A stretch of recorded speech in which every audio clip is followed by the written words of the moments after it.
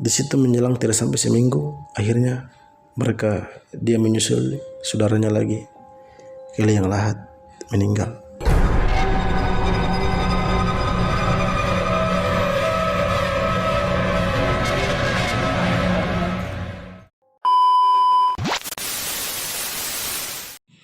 Di sini mulai warga pada datang melihat dia, kasihan kenapa kayak gini kan.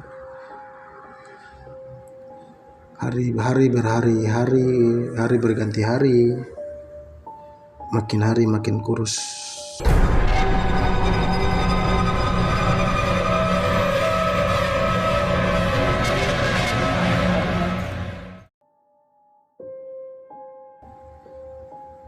Jadi matanya cuma kebuka aja, matanya gerak seperti orang kebingungan. Dibisikin apa, dia ngangguk pun tidak bisa.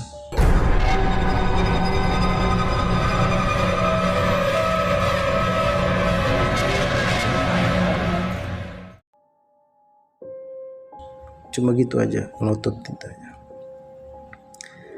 Dicarilah ini saudaranya yang satu lagi.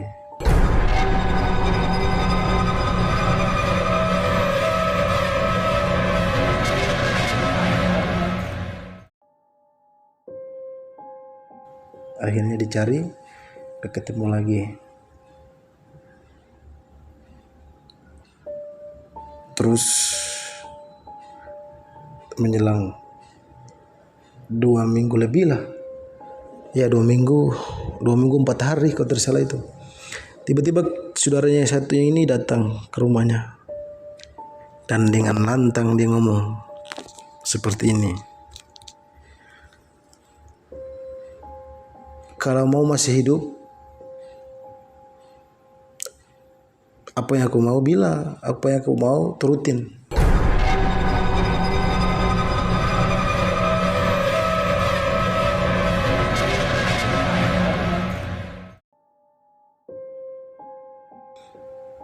Jadi dia cuma bilang begini, aku mau tanah itu diukur lebih sedikit, dia lebih banyak, kayak gitu kan. Dengan sombongnya dia katakan seperti itu. Tiba-tiba keluarganya bilang kayak gini, cuma sepetak tanah, kamu bisa lakuin hal ini kepada saudara kamu sendiri.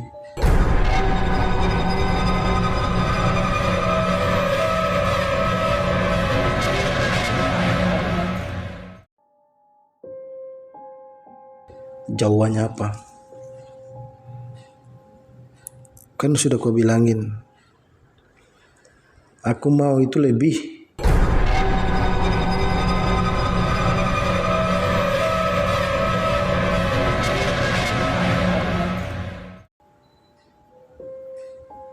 Bukan pas-pasan.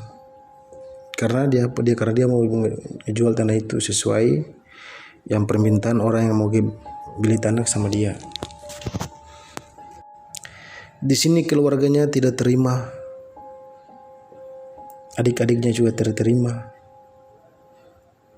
Langsung mereka bilang ke dia begini, daripada satu yang meninggal, lebih baik dua-dua.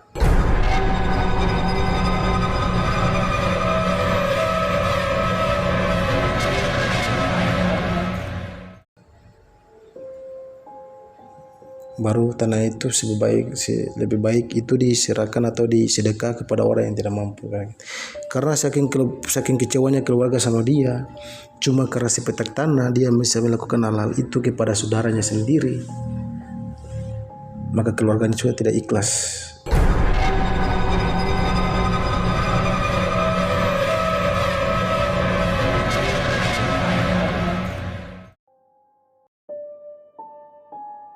Jadi mereka paksa dia untuk diobatin ini saudaranya. Dia ngomong seperti apa, gak usah, gua gak bakal ngobatin dia.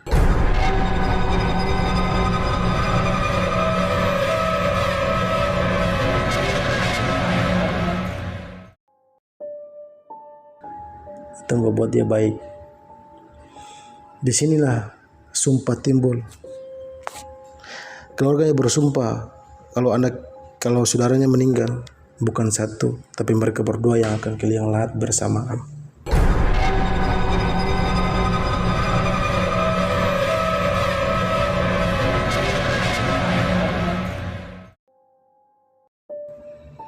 Berhenti dengar saya cerita ini, dan apa yang terjadi. Keesokan harinya, hampir 3 minggu lah ini saudaranya yang dia bikin ini sakit selama hampir 3 minggu. Masuk 2 minggu 6 hari, meninggal lah orang ini.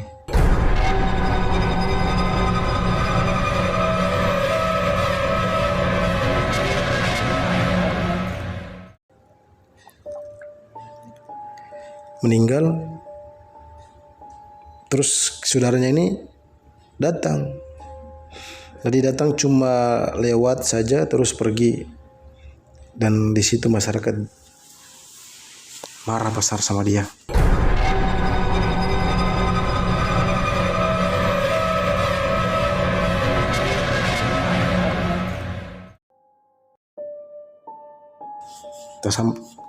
Terus juga keluarganya marah besar. Terus keluarganya bilang, tunggu saja. Di sini mereka istilahnya mereka bilang ya simbalik.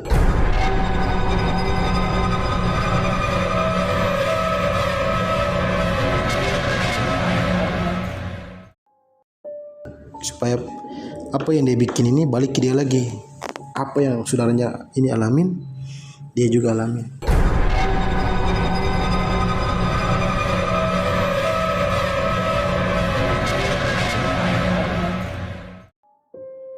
Disitulah mereka buat Yasin, baca Yasin, dan terjadilah. Jadi anak ini meninggal di hari ketiga, masuk 4 hari, terjadilah.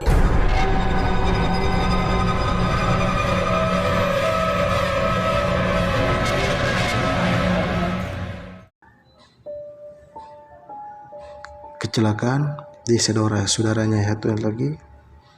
Ini pas ngukur tanah ini yang dia mau jual ini, dia kesandung, karena cuma kesandung. Jadi dia kesandung, kepalanya terbentur batu, udah dia sakit, masuk rumah sakit.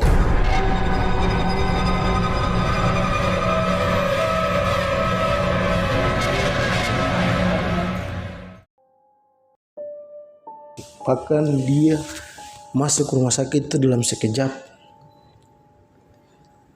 Itu yang luka di kepalanya itu ngeluarin darah tanpa berhenti.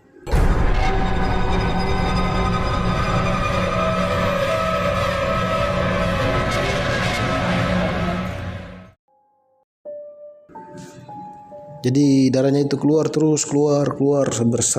selama berhari-hari. Walaupun dokter itu tutup sama jahit lukanya itu, padahal cuma sedikit di kepalanya bagian belakang itu. Bagian depan di pelipis kiri. Itu tidak berhenti.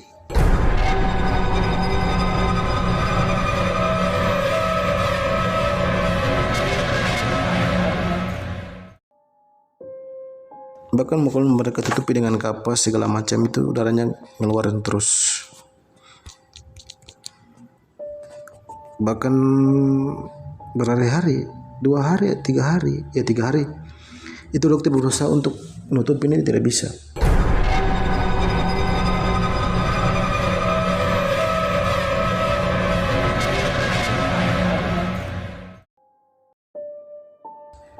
Di situ mulai orang lihat badannya itu kurus. Di situ banyak yang mungkin teman-teman dekatnya saja yang datang, tapi keluarganya itu tidak ada yang mau datang.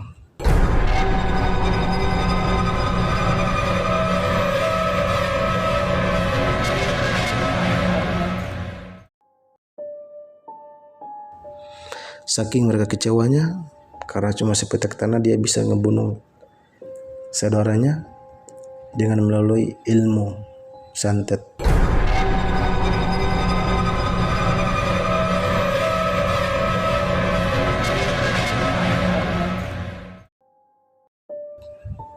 Atau biasa orang bilang doti.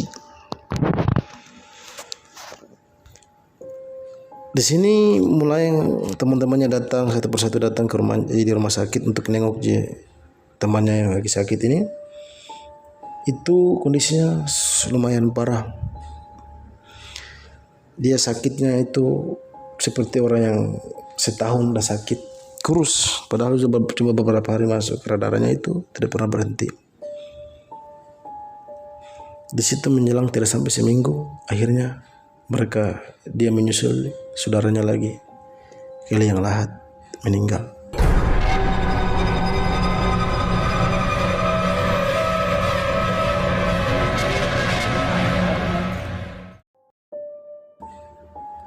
Dikuburinlah dia, dan keluarganya meminta itu tidak bisa kubur berdekatan dengan saudara laki-lakinya ini.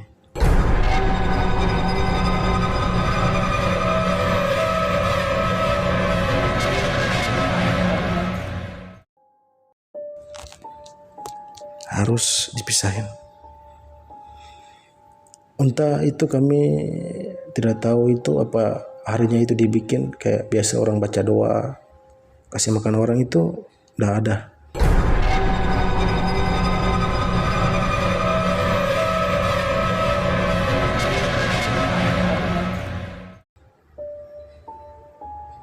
Yang mereka bikin baca doa sambil kasih makan orang itu saudara yang pertamanya yang meninggal itu dibuat baca doa untuk kasih makan orang-orang.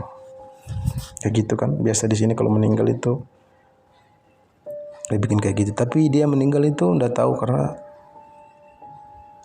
dikuburin saja begitu doang, udah ditinggalin aja begitu.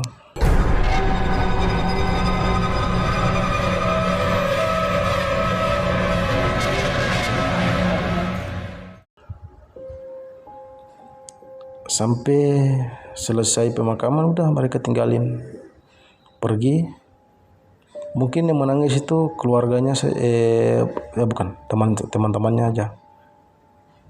Keluarganya cuma datang, udah habis selesai kubur udah balik tanpa melakukan harinya itu bikin kayak dina kan, biasa bikin kue, panggil orang baca doa, dikasih makan itu. Tapi ini kalau dia udah nggak bikin kayak gitu.